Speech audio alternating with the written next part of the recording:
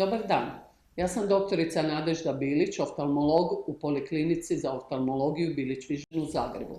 Nalazimo se u operacionoj sali našeg oftalmološkog centra gdje je moguće izvršiti sve moderne operacije koje se danas trenutno u svijetu rade, a vezane su uz rješavanje različitih bolesti očiju i primjenjuju se u najmodernijim klinikama svijeta. Često se postavlja dilema pacijentu koji ide na operaciju katarakte, znači zamućene očne leće, koju leću ugraditi u njegovo oko. Koju leću ugraditi određuje zapravo da li je pacijent radno aktivan, koje potrebe ima i da li je oko zdravo, odnosno da li ga prate neke druge očne bolesti kao što je makularna degeneracija ili glaukom.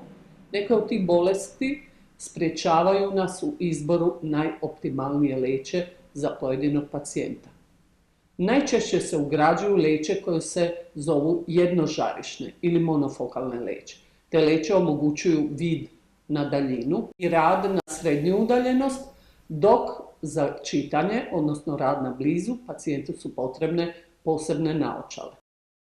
Postoje također leće koje se ugrađuju u oko, a koje rješavaju astigmatizam. To su takozvane torične leće. Isto tako moguće je ugraditi leću koja omogućuje vid na daljinu, srednju udaljenost i na blizinu, odnosno za čitanje. To su multifokalne ili multižarišne leće. Takva visoka tehnologija proizvodnje takve leće omogućuje da pacijent zapravo zadovoljava sve svoje potrebe za vidom na različitim udaljenostima. Oči su vaše najveće blago, stoga brigu o vašim očima sa punim povjerenjem povjerite stručnjacima u Poliklinici Bilić Vision.